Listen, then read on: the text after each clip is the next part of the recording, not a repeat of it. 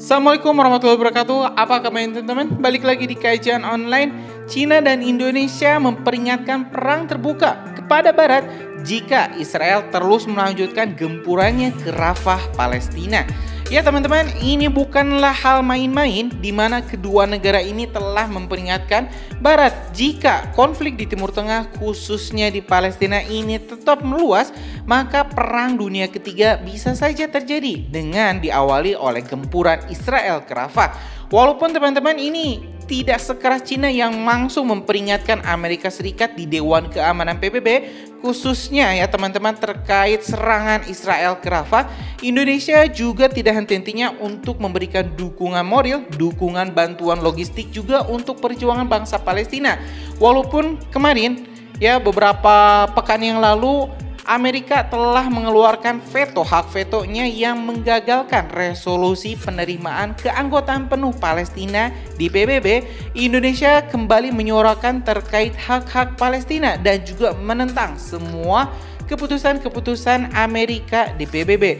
Bahkan Cina teman-teman semua dalam salah satu artikel di republika.co.id sampai memperingatkan Israel bahwa serangan ke Rafah ini akan menjadi cikal bakal perang dunia ketiga. Informasi ini teman-teman kita dapat dari republika.co.id di artikel yang berjudul Cina peringatkan Israel hentikan rencana serangan ke Rafah Palestina, menyebutkan bahwa Cina menyampaikan keprihatinan mendalam atas serangan Israel ke Gaza dan mendesak Israel untuk menghentikan seluruh operasi militer di Rafah, kata Wakil Duta Besar Cina untuk Perserikatan Bangsa-Bangsa PBB, Geng Shuan pada Rabu 24 April 2024. Kami sangat prihatin atas seringnya Israel memborbardir Gaza dalam beberapa hari terakhir. Kami mendesak, menuntut Israel untuk segera menghentikan semua operasi militer terhadap Gaza dan menghentikan rencana serangan terhadap Rafah, kata Song kepada anggota Dewan Keamanan PBB dalam pertemuan mengenai Palestina. Selain itu, dia mengatakan negara-negara yang memiliki pengaruh signifikan terhadap Israel juga harus bertindak secara imparsial atau tidak memihak. Perwakilan Amerika Serikat di PBB selama ini dikenal sebagai pendukung besar Israel di Dewan Keamanan PBB dalam menghalangi segala resolusi yang dapat mempersulit operasi militer Israel. Sebelumnya, Lembaga Penyiaran Publik Israel KAN dengan mengutip sumber militer Israel yang tidak disebutkan namanya melaporkan bahwa tentara Israel atau IDF telah bersiap penuh untuk segera melancarkan operasi militer ke kota Rafah di Gaza Selatan.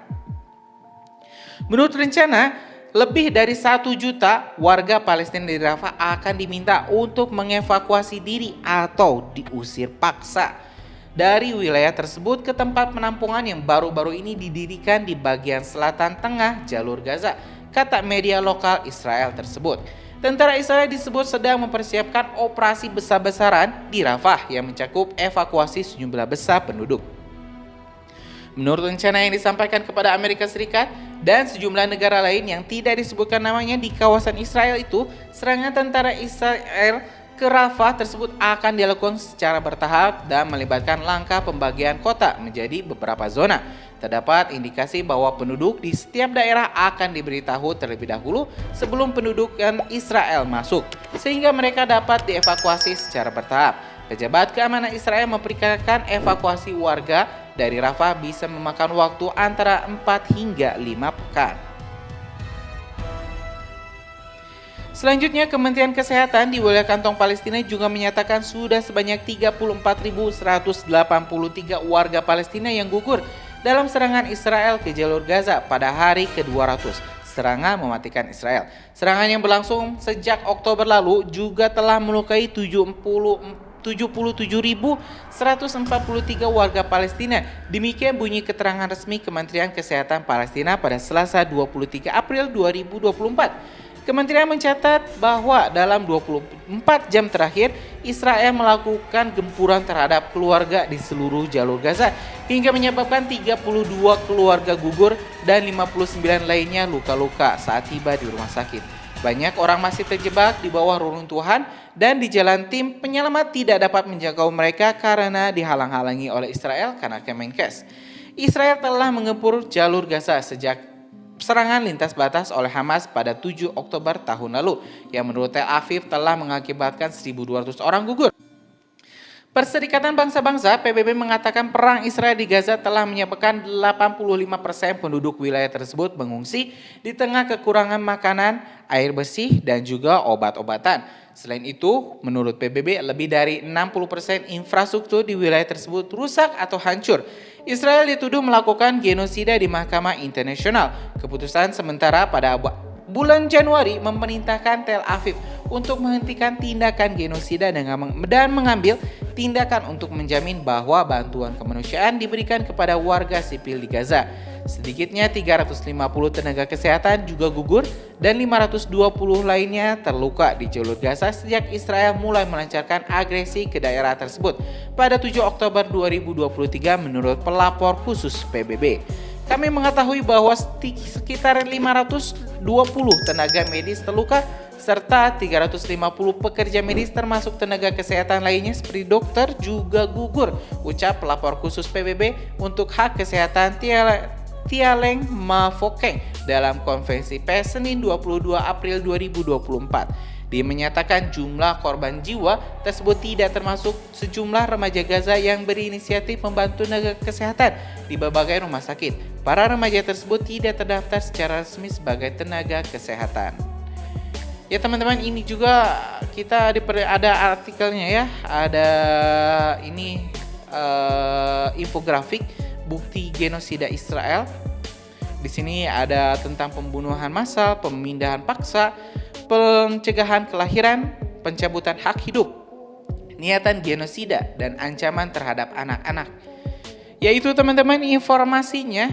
Walaupun Indonesia di sini menganut sikap politik non-blok, tapi bukan tidak mungkin bahwa Indonesia akan terlibat secara aktif dalam perang di Timur Tengah. Karena ya di akhir zaman nanti perang dunia ketiga mungkin khususnya semua negara di dunia ini pasti akan bertempur, pasti akan memperebutkan nanti sisa-sisa sumber daya alam yang makin sedikit makin diperebutkan oleh berbagai dunia. Dan Indonesia salah satu negara yang paling kaya, paling subur, dan paling melimpah sumber daya alamnya pasti juga tidak akan luput dari perebutan sumber daya alam dari negara-negara besar di dunia. Percaya atau tidak teman-teman semua, ini pasti akan terjadi. Indonesia pasti akan juga menjadi target. Karena itu Indonesia harus bergerak saat ini juga. Kalau tidak ya bakal terlambat. Kalau misalnya Indonesia membiarkan Amerika Serikat dan juga negara-negara Eropa terus berlaku sewenang-wenang, tinggal menunggu waktu Indonesia menjadi target selanjutnya. Jadi ya saya berharap Indonesia bisa mempererat kerjasama militernya dengan China dan juga dengan Rusia.